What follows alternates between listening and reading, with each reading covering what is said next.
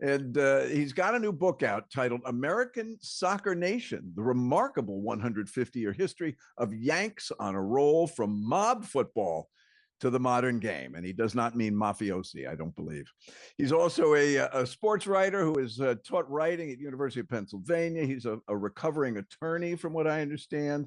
A big Museum of Sports show first-timers. Welcome to Mark Franek. Mark, how are you, man? I'm doing well, Doug, Lou. Thank you for having me, and thank you for giving me a couple minutes with your listeners and viewers. Oh, absolutely. So when you were first poking around in the soccer world, were you like one of those kids that played magnet ball when you were like 6 years old, and you had 20 kids all in one spot? It looked like bees on a hive. Yeah, I think many of us back in the 80s probably played that one ball and about 40 kids during recess. Was it something that kind of stood out? I mean, did you look at it as kind of a novelty growing up, or did you think, soccer could be somebody? Right. So growing up, I think you really follow your parents. And my parents didn't play soccer, know anything about soccer. In fact, my Yeah. dad had me playing gridiron football for about 8 years when I was a youngster. So I knew nothing about soccer until I was in my early teens. And that was back in the mid 80s in a galaxy far, far away. So I was new to the game as a teenager. And then I really got into it then, which makes me different than some of our longtime Philly folks. I know Philly's a soccer hotbed where you have generations of folks going back even over 100 years. Oh, the But club teams. We had Don Bitterlich on, who was the place kicker and accordion player, Temple NCAA record holder. And his father was from Germany. He played on all the German clubs, yeah, 40, 50 years ago. So some of it's those clubs, of course, are still alive and thriving. Erkskerberg, VE, we call them Ukrainian exactly. nationals. Yep. Yeah, they go back decades with a rich history, a rich culture that, in some ways even goes back longer than gridiron football and basketball in some areas, particularly in Philadelphia. Yeah. Lou, was soccer ever a factor growing up in the Northeast? I mean, or was it just, did you beat up the soccer kids? First of all, I didn't grow up in the Northeast. Only. That's an insult. I'm from Brewery Town, 30th and Girard, a tough Oh, God, neighborhood. that's right. What am I Northeast wasn't saying? even invented until after the World War II. So okay. Anyway, sorry. It The doesn't only take thing I much to knew get about under his soccer skin, was Mark. they played at the same field at G and Erie called the Lighthouse Field, where the circus pitched its tent every year before the arenas were built, and they had teams called the Uric Truckers and the German teams, as you mentioned, Mark. And but I never went. I mean, nobody paid any attention to soccer in Philadelphia. We didn't pay attention to Oh, hockey. We didn't oh. have hockey until '67. Well, Yeah, that you was thanks. mentioned That was yeah, that you was thanks mentioned to you and Ed Snyder, Lou. the Lighthouse Field that you mentioned, Lou, has been the host of many teams up and down the East Coast, and it goes back, half a century. So it's really remarkable. Lighthouse is well known to soccer aficionados in and around Philadelphia. So Mark, did you think that soccer was just going to be kind of relegated to this sort of like niche sport that was kind of a novelty? Prep schools played it, Ivy played it, and that'd be it. Well, I think, the soccer's been a slow burn in the United States for over 150 years. But Yeah. a couple things are unique. Pro soccer in America, we had three leagues in the United States that were created, that lasted for a short while, and then disappeared. Three iterations that survived for a little bit of time and failed. And then we have the MLS, which got started in 1996. And in 96 to now, we've got 30, 31 years of a slow burn. So you asked me the question. Yeah, I think we have now gotten to the point, at least in the last decade, where we see that soccer is here to stay in North America. And it is growing not by leaps and bounds, but it's growing materially every year. And we have some smart investors and we're doing things right. Still got to iron out a lot of problems and we got to pivot and do a better job, but it's growing and no one can deny it. Well, and a case in point, Lou and I have talked about this a number of times on the show. We had Dave Leno on, who's the play-by-play guy for the Union, and and other folks at various levels of soccer. That when the Sons have been, when I in my news incarnation a number of years ago, when we would do stories with them out of that weedy, dusty field on the south side of the Commodore Barry Bridge, and I'm thinking to myself, God love these men. but this is never going to happen. Right. It's just, and Lou, you agree? There were a lot of doubters. Well, I was never a big soccer fan. When people said to me, "Will it ever go over?" I said, "No, not in Philadelphia, maybe not in America." But the MLS came up with a smart business plan. They decided to build their own small stadiums in suburban areas near big cities, and they got investors to come in, and they kept the salaries low, and uh, and they got TV to pick it up because TV will show anything now. I saw guys chasing each other around to win, you had to stuff the other guy inside a pile of tires, and this was on ESPN anyway. So Yeah. soccer is wonderful compared to that, but I don't mean to demean it. It's been wonderful. Very smart people operating it. Yeah, Lou, I think you're right about the soccer-specific stadiums. A brief note for historians and people of the game. United States never had a fully functioning soccer-specific stadium, at least in the modern era, until 2002. 6 years into the MLS, the 10 to 12 teams were always playing in these cavernous NFL stadiums or baseball stadiums, which are just horrible views in artificial fields. The first soccer-specific stadium was built by Lamar Hunt in the middle of Columbus Crew. And that year, the next year after it was built, it set the record for the average fans per year. A little stadium, Pernalong in the middle of Ohio, beat out all these big coastal cities because it was soccer specific and it was intimate. And now we have 24 to 25 out of the 30 teams have soccer specific stadiums that are really wonderful for people who know soccer and fall in love with their local team. And who was showing up? Who were those early ticket buyers? Because there almost seemed to be a disconnect. Both of my kids played soccer from pee wee up to travel teams, and then through upper school.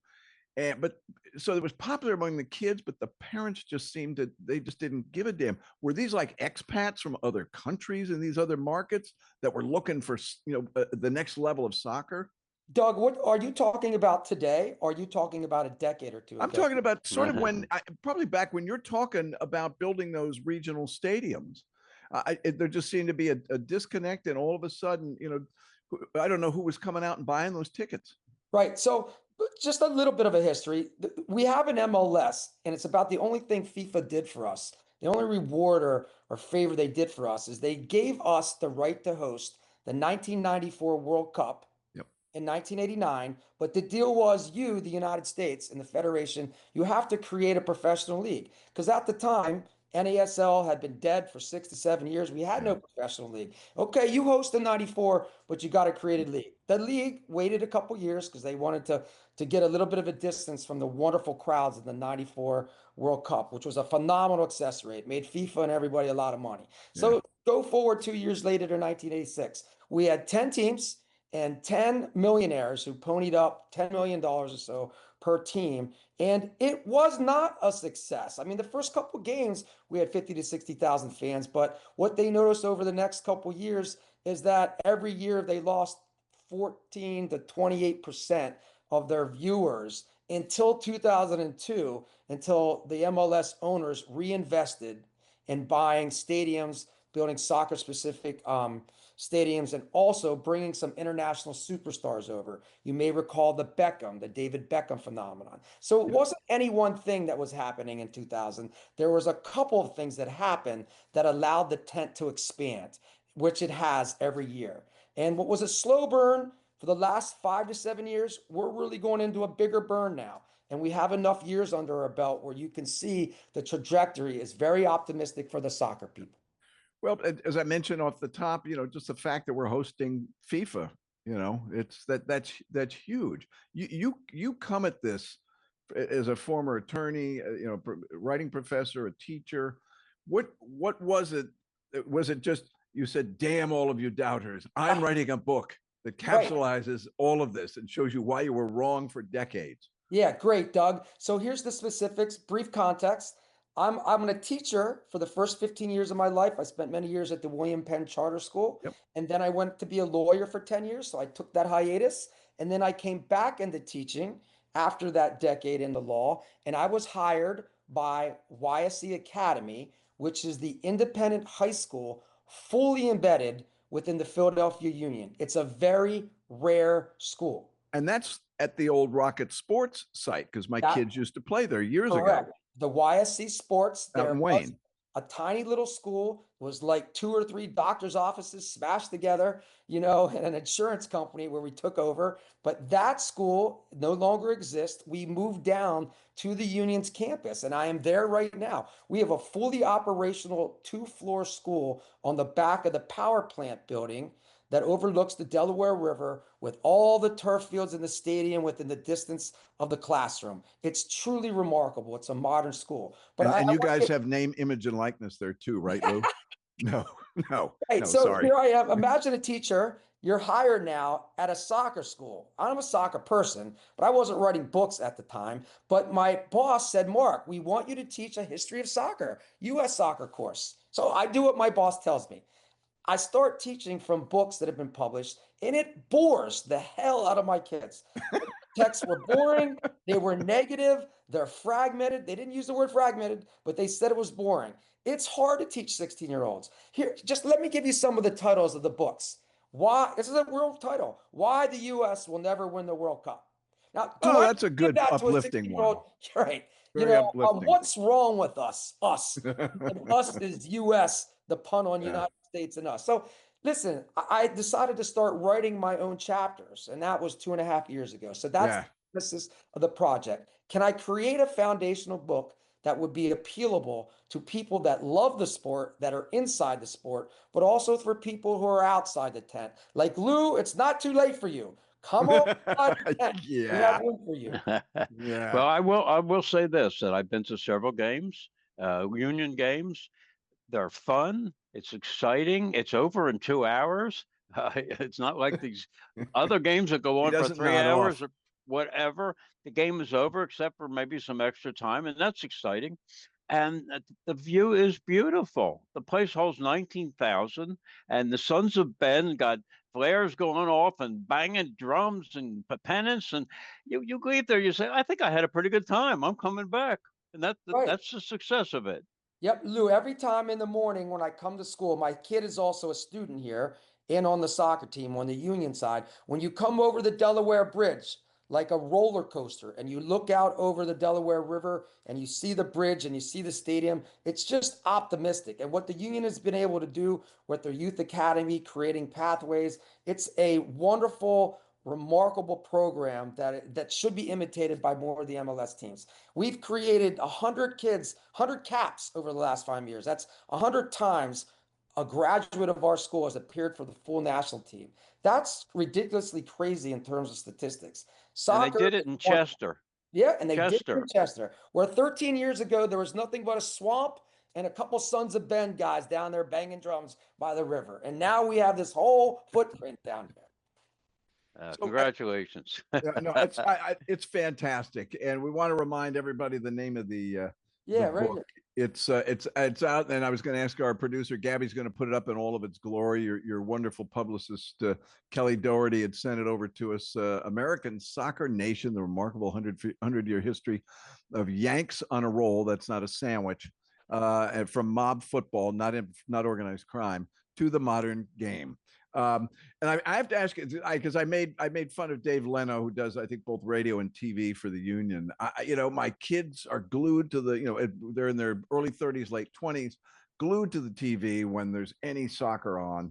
I sit back and all I can think of is it from a broadcast perspective and someone who spent 37 years in television news. It's a wide shot of an ant farm. When are they going to fix that, Mark? Listen, there's lots of problems, but that's a good point. We need all the help we can get, and we need everybody in the tent, and we will fix the problems one little problem at a time. Yeah, it's just like I said, and I know they don't want to lose the ball, they don't want to miss a goal because, as you well know, they are few and far between. But it's that ant farm thing.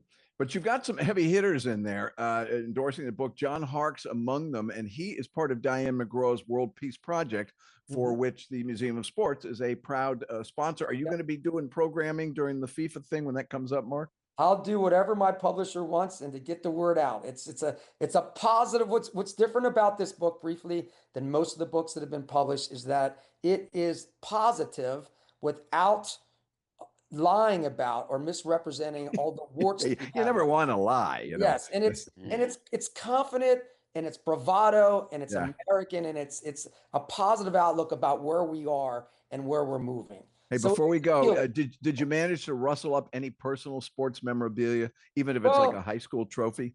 I have one thing. I have like All 1 right, minute. we got to see this. Okay, so the ball here is just a signed ball, which is something that all soccer teams do. But here's what's unique about this ball. When I started teaching here 4 years ago, I got my ninth graders to sign this. And the joke was the ninth graders, well, we're all going to be famous. And I laughed at them. I said, because I knew there was a soccer school. I was like, come on, you guys are not going pro. Yeah, we are. They all signed this ball. That's 4 years ago. On this ball, there are names of 7 pros. I won't go over all of them, but just mention a couple. One is Kevin Sullivan, who any self-respecting soccer fan will know. He's the pro from the Union, who's the first and the youngest athlete to turn professional and appear in a professional sport in the 4 major sports.